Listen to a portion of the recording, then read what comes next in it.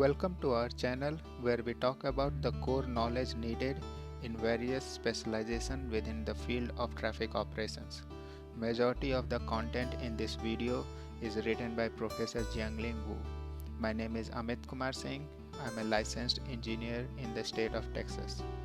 I received my bachelor's degree from IIT Bombay in India and my master's degree from UT Austin.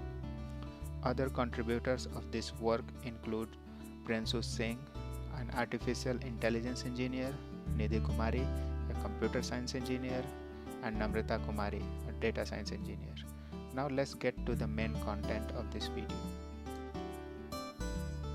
In previous video, we looked at descriptive safety analysis, crash attributes, manner of collision, crash severity, regression to the mean, different crash data fields and files, Vision Zero initiative, and pedestrian fatalities.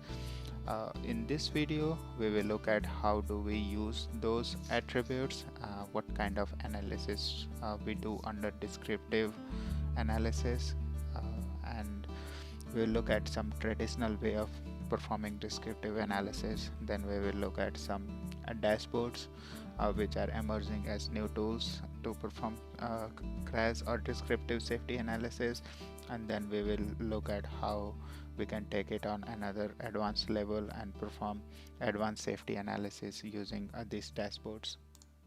So first half of this video will likely be focused on descriptive safety analysis, just the traditional way of doing descriptive safety, and then we will jump into how we can improve upon it and how currently PowerBI has enabled us to perform some very good descriptive safety analysis, and then how we can use those dashboard at a advanced level using different functions and scripting that are available. Traditionally, the safety analysis has been performed using percentage distribution of crashes among various crash types of an attribute. For example, let's say we are looking at manner of collision.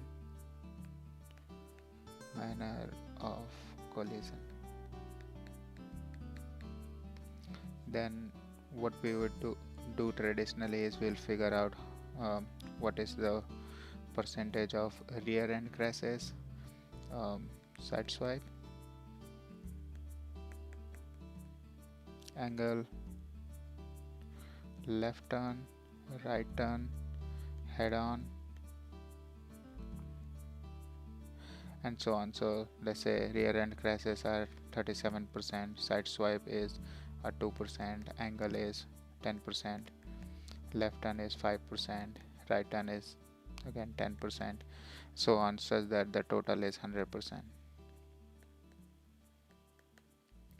So traditionally we will look at some of the attributes and try to figure out the percentage distribution among various categories of those attributes and figure out which attributes are more significant. For example, in this case, rear end crashes at 37%. Seems like this roadway has more rear end crashes. So this is how traditionally descriptive safety analysis works. So crash type with high percentage can help to identify potential safety issues. For example, if a crash is summarized by manner of collision and the percentage of rear end crashes is higher than other crash type, for example, the example I have taken here, then the roadway may have issues that causes rear end crashes. So since the rear end crashes are higher, we might conclude that this roadway has issues that are related to rear end crashes. So some of the issues which we have covered in a previous video are congestion, speeding, insufficient clearance time,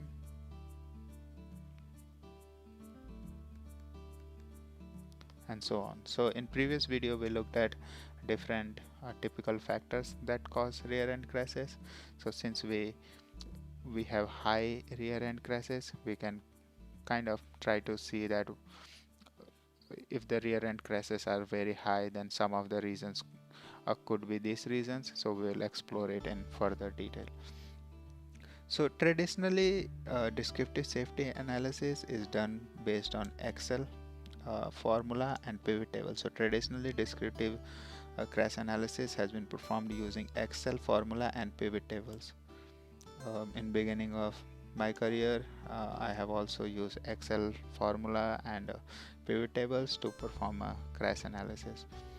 Since these formulas and tables are created manually in Excel for each project, traditional crash analysis has several limitations. So since in Excel we have to write these formulas, most of these formulas includes COUNTIF, SUMIF, AVERAGEIF, VLOOKUP, etc.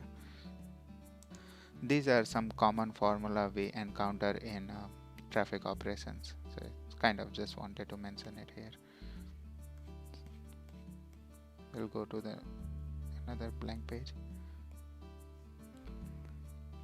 So some of the limitations of traditional approach is first is limited data. Excel has a limited number of rows, which is I think it's 10 million. So Excel can hold a limited number of data. It's probably like 1 million or 10 million rows, and it also has limited number of columns. So Excel has the size issue, and if we are trying to store the entire state worth of data in Excel, it would not hold that much data. So usually for a let's say state of Texas, if we want to hold even 1 year or 5 years worth of statewide data, then Excel will not be able to hold this much amount of data. Second is manual change needed. So although templates and formula for one projects are set and we can copy over those templates and formula, manual changes are often needed for new project as there are changes in data columns. So let's go all of these factors one by one. When we are working with Excel based descriptive safety analysis, we traditionally used to have, let me enable this ink here. So we traditionally used to have different columns. So let's say this column is crash ID. Then in next column we might have intersection related information, latitude, longitude, crash severity, and others.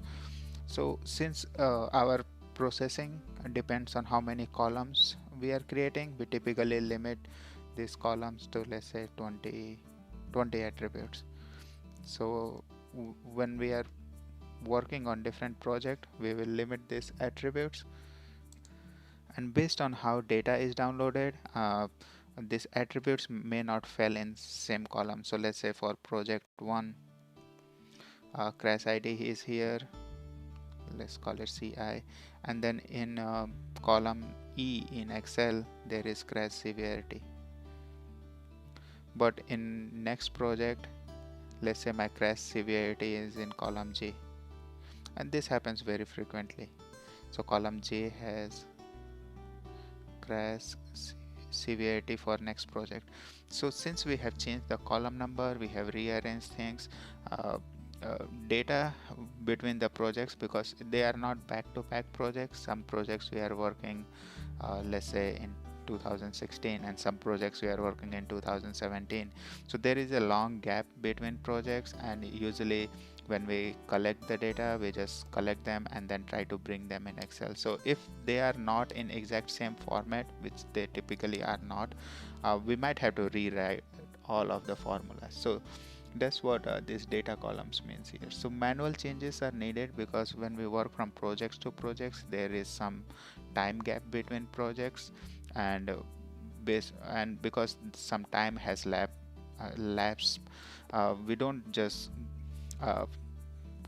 use the standard columns to collect the data.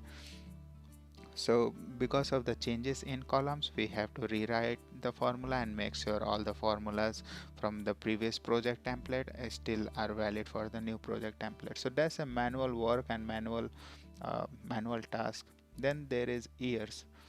Because we are changing the number of years, our formula would change. So if we are working in 2016 and we are looking at last 3 years worth of data, so let me switch this.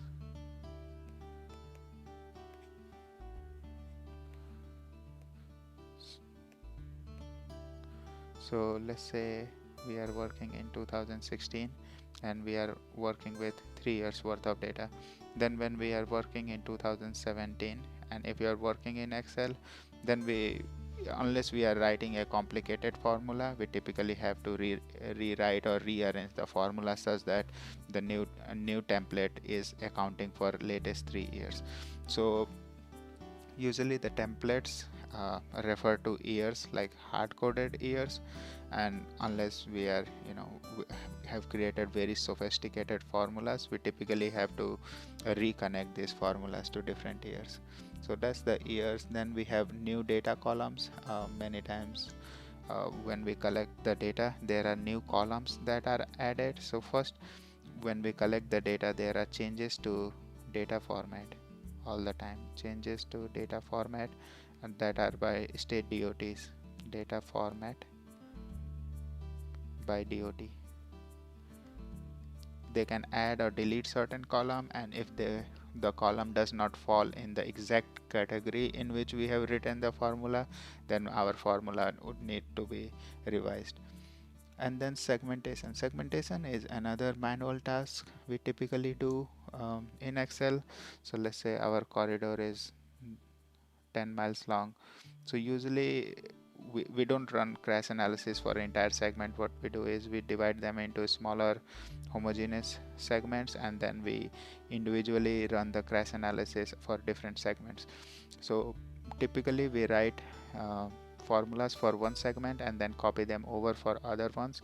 However, when we are working on new projects, then the segment properties, segment length, and everything changes. So that's another manual task we typically do in Excel because of the way segmentations are different from projects to projects. I'm kind of trying to walk us through the traditional way of doing descriptive safety analysis using Excel, and then we will learn how we can take some of the new data analytics tool to do the same thing. However, it's still important to know the basics which we used to do in Excel. There are certain things which can be carried forward and certain things that are still needed to be done in Excel. Then limited number of attributes. These are another limitations of Excel. Like I mentioned, there are over 200 attributes that are available for a single crash, and then there we can cross combine them to do cross combination analysis. However, in Excel we typically bring in, let's say, 10 to 15 attributes to look at, because the way Excel um, holds the data and the processing power it has, Excel is suitable for like a small data analysis. But if you are working on a large crash data, and Excel involves a lot of manual work. So Excel formulas involve a lot of manual work. We usually do not look at more than 10 to 15 different attributes. That's probably would be on the higher side. We typically only look at 5 to 10 attributes. So because of the manual works involved and limitations of the Excel storage or the processing of Excel, uh, we have limited time and budget to work on this project. So we typically are limited to 5 to 10 attributes when we are working in Excel.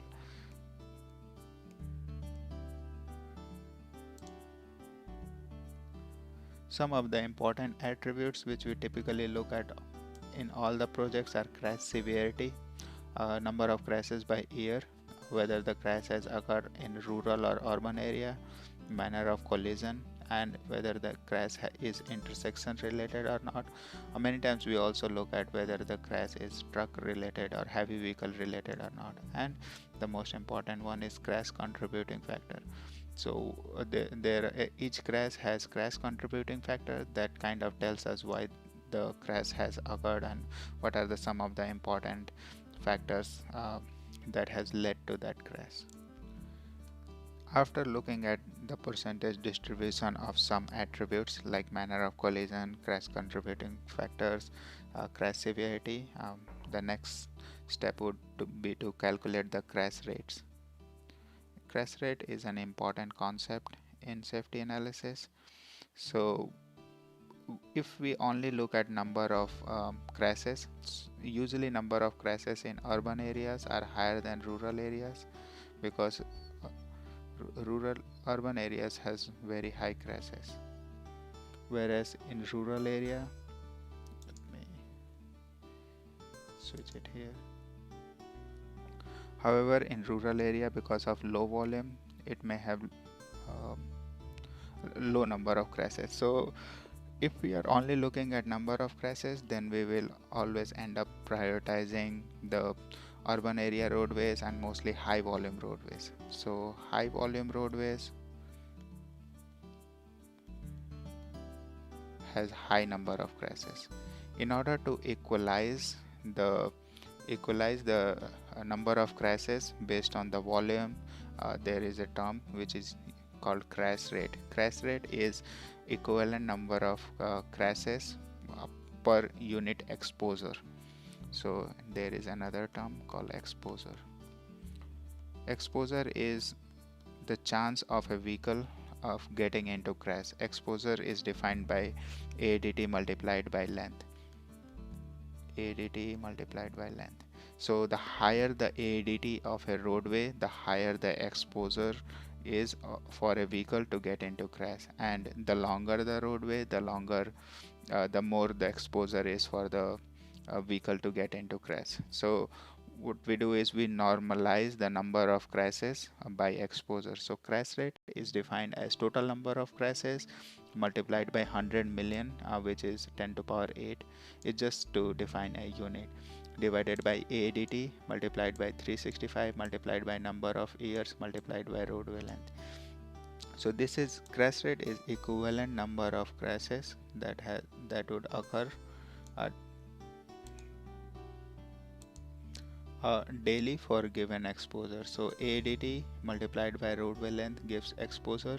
365 multiplied by number of years gives equivalent number of days for which we have collected the data. Then here we have number of crashes. So crash rate is measured in the unit of total crashes per 100 million vehicle miles. So 100 million vehicle miles is the exposure and number of crashes per 100 million vehicle miles is crash rate. This 100 million is this number 10 to power 8. So 10 to power 8 is 100 million. 10 to power 8 is 100 million. Crash rates of a roadway is compared against the statewide average crash rates of similar facility to determine if the roadway has safety issues. So after calculating the roadway crash rate, let's say the roadway crash rate is 60, we compare it with the similar facility for the statewide crashes. So let's say our corridor is an rural multi-lane highway.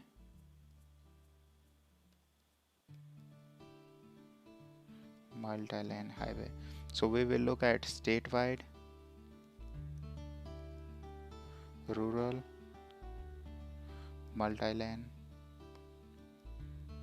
highway crashes, and then let's say the statewide equivalent crashes for 5 years. If we average it out for last 5 years, let's say is 50, then we can say our corridor crash rate is higher than statewide average crash rates, and this roadway needs further attention, or it has higher crashes than expected. So statewide average crash rates kind of gives us an proxy for expected number of crashes. So that's what we are expecting based on statewide average, and if our corridor is higher than statewide average, then we can say okay, our corridor has some safety issues because it has higher than average statewide crashes. So when we are looking at statewide crashes, usually they are available in rural and urban categories. So rural and urban. Within rural, they are available for interstate, both for rural and urban. They are available for interstate, multi-lane highways, multi-lane and then two-lane highway.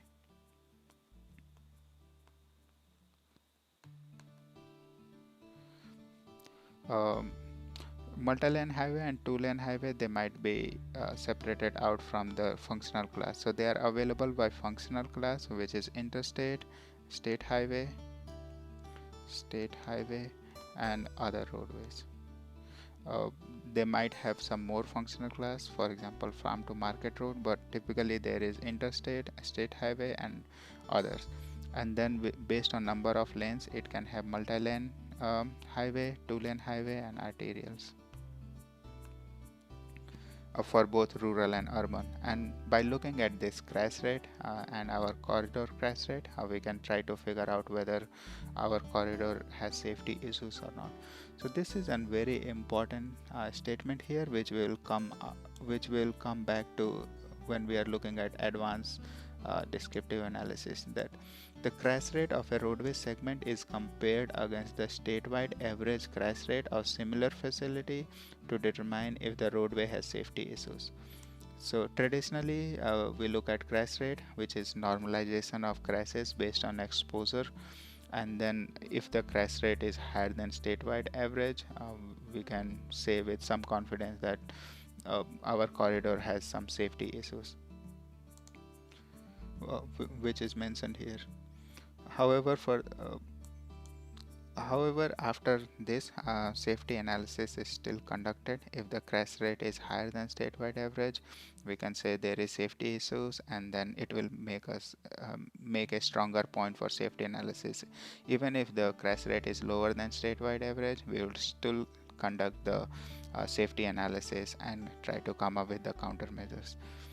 So this is an important statement here. We are trying to figure out how much safety concern is there based on comparing our crashes with the statewide average.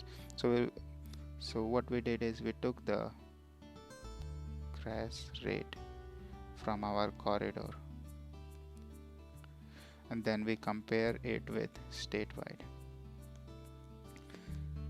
Statewide is what we are expecting, and then we try to figure out whether it's higher or lower.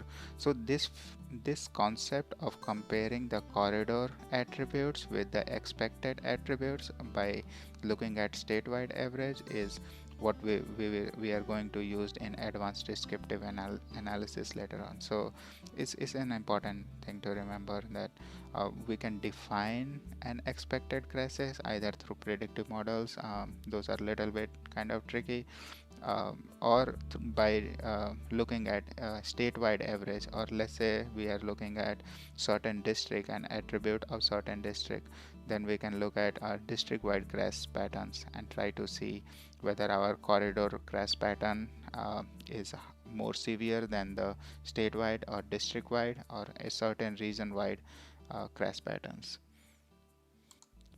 The next one we have is crash contributing factor. Crash contributing factor directly tells us what happened during the crash. So for one crash, there are typically multiple crash contributing factors that are related to each vehicle or driver involved in the crash. So for one single crash, there may be speeding,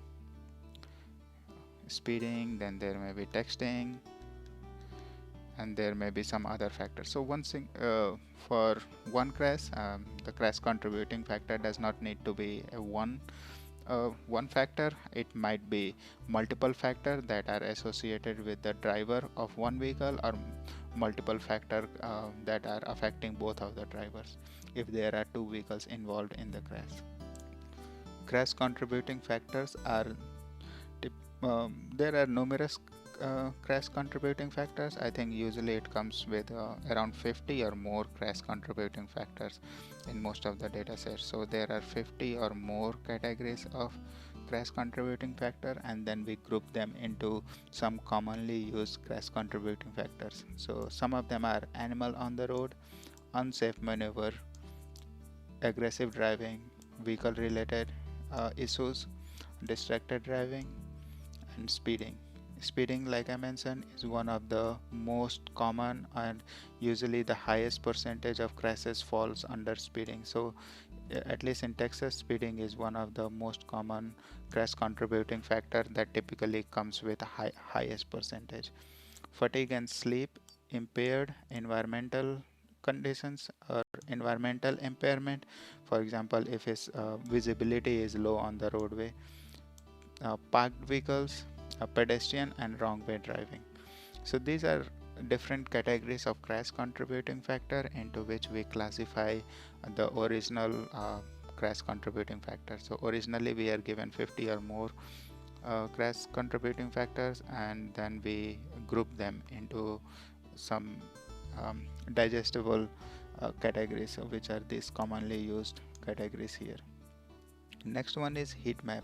So using the latitude and longitude of the crashes, we can plot these crashes on a map, either on KMZ or using ArcGIS or new dashboard tools, or even within Excel there are 3D map tools where we can draw the heat maps. So heat maps are used to visualize the spatial distribution of crashes and visually identify the locations with more crashes.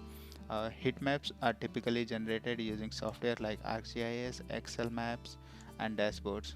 Heat maps can help us to identify the location with most concentration of crashes, and also typically we do two heat maps. One is for total crashes, and then the other one is for severe crashes, which is KA crashes. If the KA crashes are too low, then we replace the KA crashes by KABC crashes. So KA crashes are fatal and severe injury crashes, which are in alignment with Vision Zero initiative. Vision Zero. And if there aren't sufficient KA crashes, then we include KAB crashes, and these are FI crashes, fatal or injury type crashes. Those play an important role in predictive safety analysis in HSM. So KABC crashes are FI crashes, which is fatal and injury crashes. To sum up our discussion so far under descriptive analysis, which is traditional descriptive analysis using Excel. So using Excel, we are looking at traditional safety analysis. So the one thing we look at is segmentation. We divide the roadway into different segments, and then for each segment we define crash rates, and even for the entire corridor we do the same thing for segmentation as well as the entire corridor. So we look at crash rate to see whether the crash rate is higher or lower than the statewide average. Then we look at heat map to see the location and concentration of crashes. Then we looked at crash contributing factor, crash contributing factors. Then we looked at crash attributes, but a limited number of crash attributes. So some of them are crash severity and manner of collision.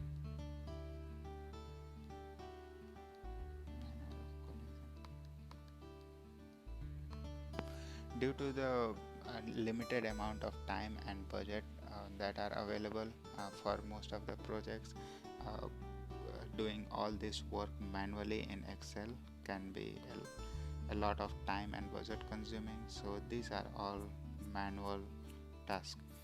So after identify the issues, then we move on to identify the countermeasures or propose solutions to see how we can resolve this crashes. So because of the manual work involved in this uh, crash analysis, we are limited to these analysis. So now we will look at something which has recently been more popular, I would say in last 3 to 4 years, and there are use of dashboards.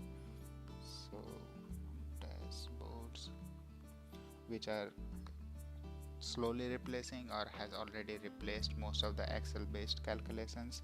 So dashboards can be an automated and faster way to perform the safety analysis, so we can spend more time on finding more crash patterns rather than trying to build the formulas in Excel. So there are two popular dashboards that are around right now. So one is PowerBI, which is by Microsoft, and another one is Tableau.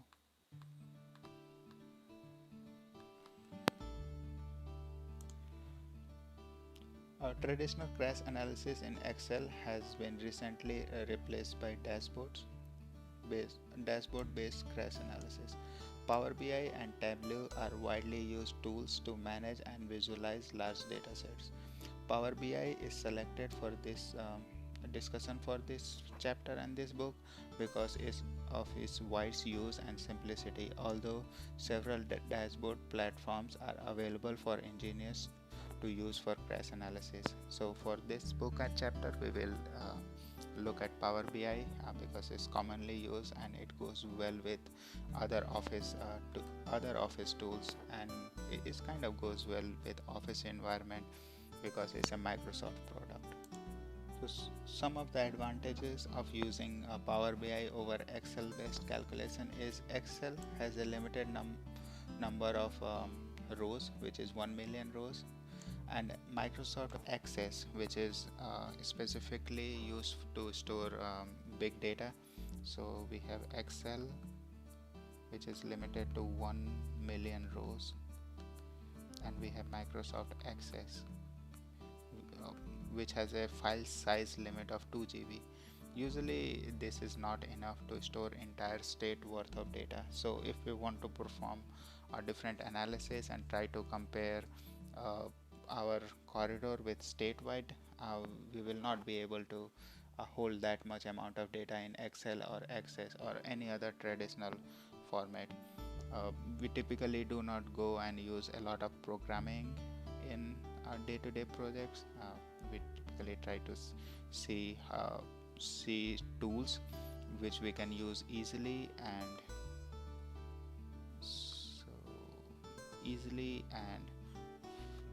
we need the tool to work fast.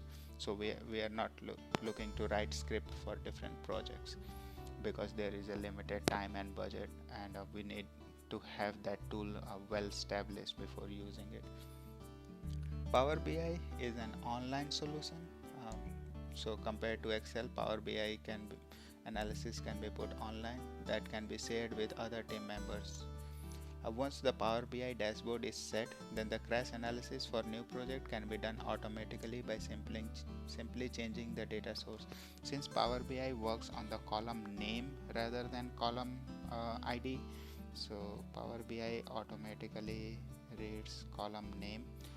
Once we replace the background data, for most part the new project analysis is done. Power BI reports are interactive. That's an important one. Additionally, filtering and in-depth analysis can be done by selecting chart elements, eliminating the need for manual formula writing. So I think the new generation of student does not need introduction to dashboards. So in dashboards, if we click on certain charts and certain properties of charts, let's say we clicked on rear end crashes, then the entire dashboard or entire page will get filter for the rear end crashes. I have a picture of dashboard on the next page, and I will kind of try to explain it through figure, but it's better to kind of look at a real example. So another one is Power BI dashboard can refresh the background data. So if the background data changes, we can have the latest analysis right there. We don't need to go and recreate new formulas based on new data. And also hundreds of charts including heat map are available within Power BI, which can be used to create a great presentable report. So Power BI has a lot of charts under more charts feature, and then we can kind of create any kind of report or any kind of figure we like for within the Power BI. So an example of crash analysis dashboard is provided on the next page. So let's move on to the next page. Here is an example of a dashboard. So here we have the project name. Here we are looking at crash severity. I should probably change this to white color.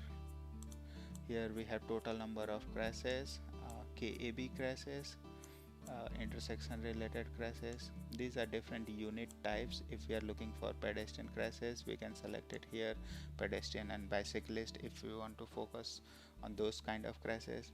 This is crash, all the crashes by crash severity. So for example, if we are looking at, let's say we are only interested in rear end crashes, so if we select the rear end crashes here, this graph will filter out for the rear end crashes. So we can look at rear end crashes by severity in this graph, and this is a heat map. So by heat map we can visually see that in this area there are more crashes, in this area there are more crashes, and in this area there are more crashes.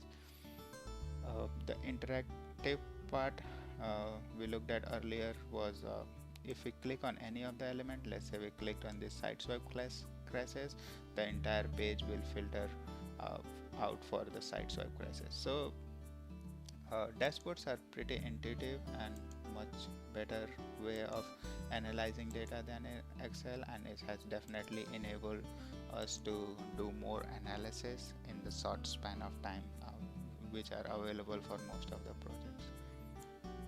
Dashboards are pretty easy to learn and use. Most of the basic dashboards can be easily built. We keep joking that a dashboard, Power BI or other dashboard can be learned and built by a high school kid in a week. There is absolutely or pretty much no learning curve to dashboards. You can watch some YouTube tutorials. So one of the best way to learn about dashboards is to go look at YouTube tutorials, and it's very simple. So even a high school kid can learn to build and play around with dashboard within a week or two. So it's not a kind of a rocket science to build dashboards, but they are very, very powerful. So they are easy to build, they are easy to use, and they are very powerful.